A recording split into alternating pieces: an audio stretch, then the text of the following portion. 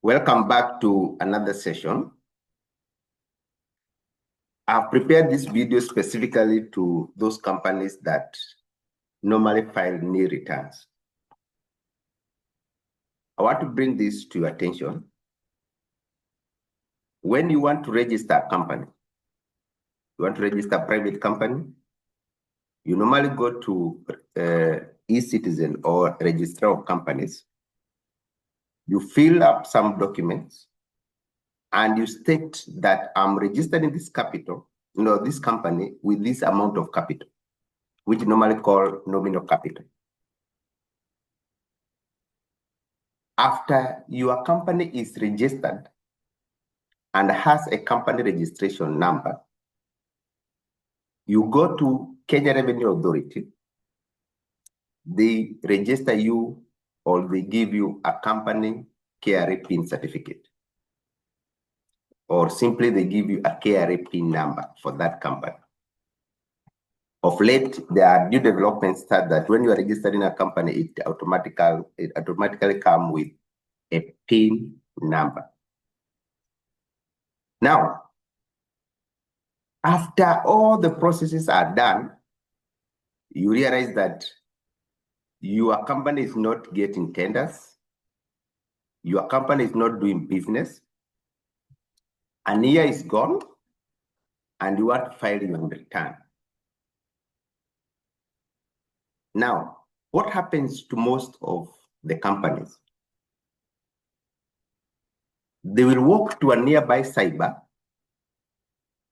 Yeah, they tell them, boy, I have a registered company. I have not done any business. Could you please file for me nil return? And then you pay your 200 shillings or 50 shillings. I'm preparing this video to caution you, and not necessarily to caution you, perhaps to enlighten you in case you do not know this.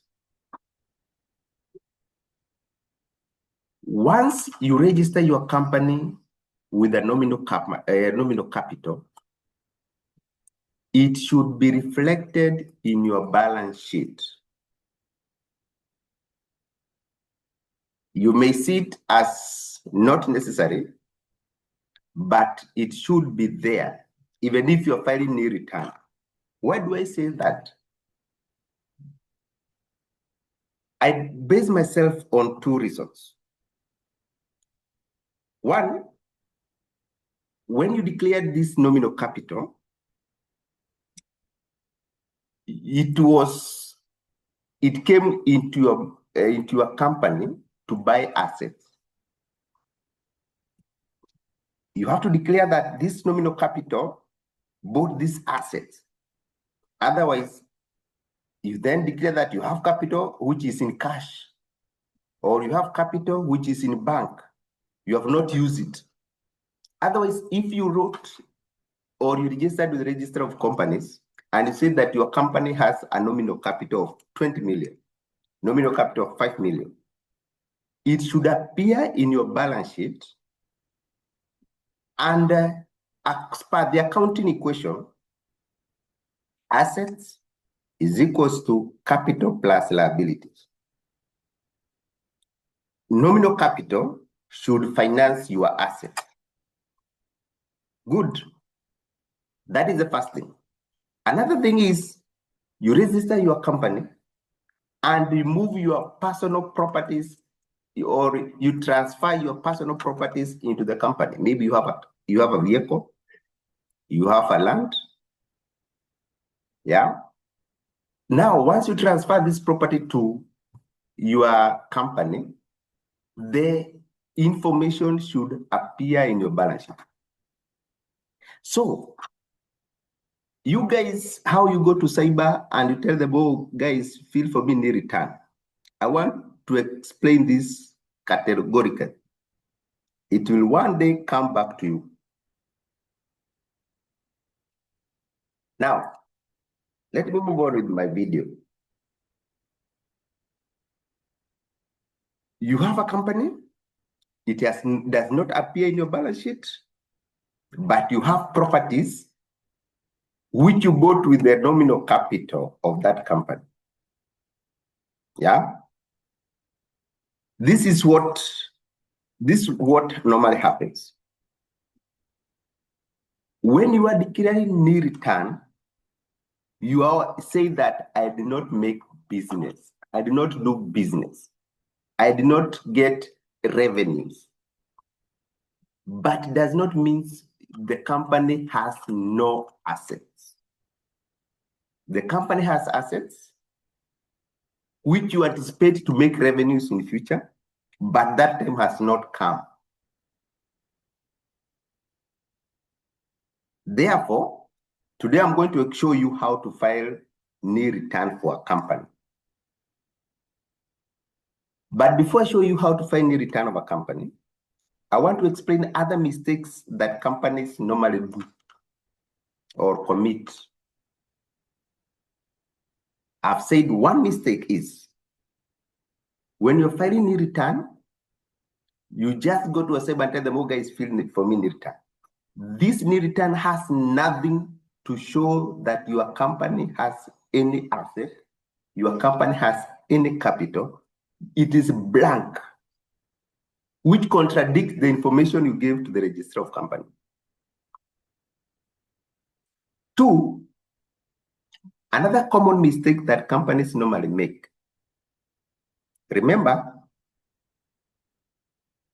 VAT registration happens if you anticipate your company will make a revenue more than 5 million, or your company has already made revenues more than 5 million. You register a company, not registered for VAT, you are declaring your return 17 million, 10 million, 8 million. You have already surpassed the threshold that is required to register for VAT. And there's penalty for that. You can be forcefully be registered, or you can voluntarily register. So that is the second mistake that companies normally commit. Not basically, not all companies, these briefcase companies, I'm talking about these briefcase companies where you register a company anticipating to do business. You're told, oh, just register a company as a standby, just in case you get a tender, because government cannot trade individuals. They have to trade the company. So if you get tender, we shall give you. But you spend 2-3 years without no business or no transaction happening to your company. But you lied to the register of company that you have a capital of 2 million.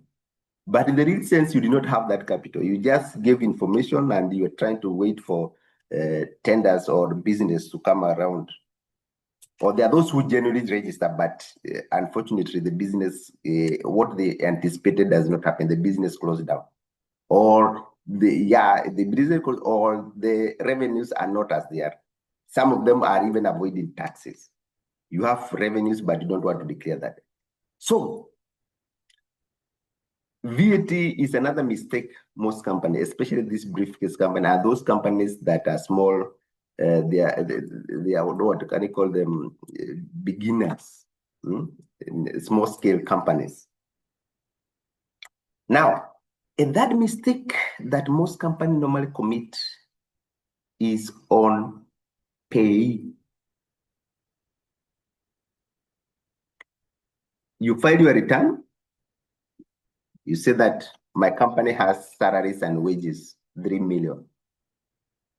But the entire year you have not registered for PAYE, you don't pay. Now, how do you justify that the salaries you paid 3 million if you're not paying pay as you earn? Salaries, remember, even if your salary is below 24,000, which does not accrue any tax, does not mean you cannot register for PAYE. PAYE registration or PAYE obligation is mandatory for companies that have employees. The only reason we say that if your salary is below 24,000, you are not going to pay as you earn. It's simple. The rate at which the payee is calculated on 24,000 is 10%. So you have 10% of 24,000, that gives you 2,400. And there is a personal relief of 2,400. This one cancel, it cancel out. Meaning, if your pay is, or the tax to pay is 2,400 and the government has given you a personal relief of 2,400, then means there is no tax to pay. But does not mean this employee should not be registered for pay. Therefore, companies make mistakes by declaring salaries and wages, and they have no pay obligation. Now, having said those three mistakes, and you're watching this video, I'm trusting that you are going to avoid them. I've said one, when you're declaring your NI return, you registered with the Register of Companies that you have capital. That capital should appear in your balance sheet. And NI return does not mean that you don't have assets. NI return means you do not do business. The asset could be there, but you don't conduct or you don't get an opportunity to do business. The next mistake I've said is on VAT obligation. That the threshold for you to be registered for VAT obligation is 5 million. If you surpass that, you automatically fall under VAT obligation. And lastly, I've said pay. If you are declaring salaries and wages as a company, then you must be registered for pay obligation. Otherwise, how do you pay salaries, or how do you prove you're paying salaries and you don't have pay obligation? In the event that you want to close down your company or you want to transfer your company to someone else, remember, we have capital gain tax. Your company has maybe 3 lorries. Your company has some asset. You are selling that company to me. I pay you 20 million. Now, this 20 million is because of the asset that the company has. And remember, company and you are two different entities. That is why we have limited. The term limited here comes to show that the liabilities of the companies are limited to the owners or shareholders. Therefore, when you are selling your company, you have assets, you sell 20 million, and in the balance sheet, there are no assets. Come on. Your company, 20 million. And there are no assets in your balance sheet. How will you prove that to Gary? Yeah. Serious. So I want just to show you simple way. I'm not going to show you how to file NI return for VAT. I want to show you how to file NI return for companies. Now I'm going to share something small here, and I hope it shall. I want to show you something here.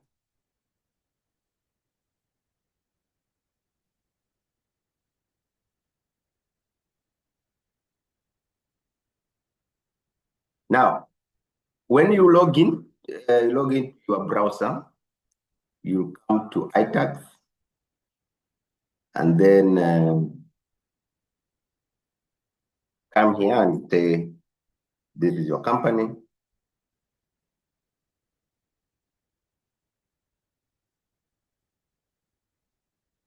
Then come and put your password.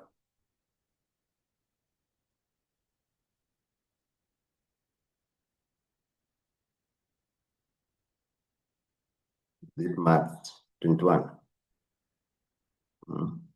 In case this mass is hard for you, just press this and you get another. And that's how. Now I'm saying most guys, most companies or these briefcase companies, even not even briefcase company, they are companies which have stabilized themselves. But when they have no income, they will come here and say, "Oh, I want to find new return." They click new return, and then they will be directed. You're finding new return for the company, and then you'll be taken to the session. Sorry, I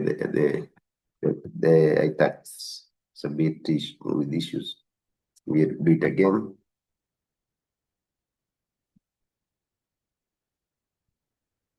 Now, this is a very big mistake. This one, I'm specifically telling you that you should avoid this.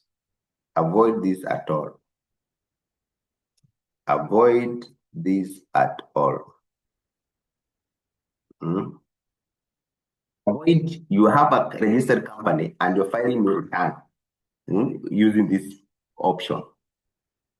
Now, if this option is not applicable, what should you do? The recommended way to file your new return is go to file return, then you will say file income tax company. You will be directed to an Excel form, and you download that Excel form. And I want to show you how that Excel form look like. Let me show you how the Excel form look like.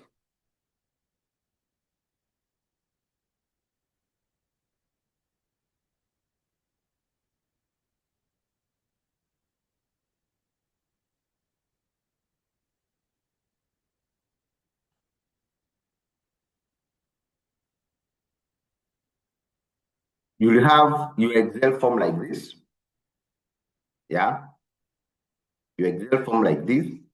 This is how you come in and put your PIN, P05.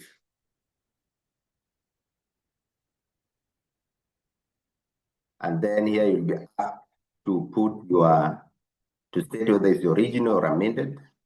Original is when you're filing for the first time. Amended is when you make mistakes and you want to correct your return. Then the period, you're going to say the period you are in. And then same thing here.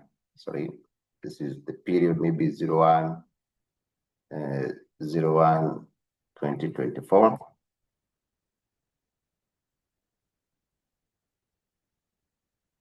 Just a minute. Then you come here. If the financial year end in December, you come here and state your financial year end in December. Do you have an exemption certificate? Yeah, in case you have. Then business type, you'll come here and select this is a company. And then you come here and select it's a private company. Now, of course, now that you are filing new return, you don't necessarily have to indicate who are your auditors, because you have not been audited. Otherwise, it's of paramount importance to indicate your auditor. So this is what you do. You have not made any profit. You have not made any profit. You have not made any sales. Come here and say your sales is 1 shilling. And then you come and say that your expense, maybe you can choose what other expense. You can choose other employment expense, maybe. Other employment expense, you can choose 1 shilling. Of course, this one is not. This one is. Now,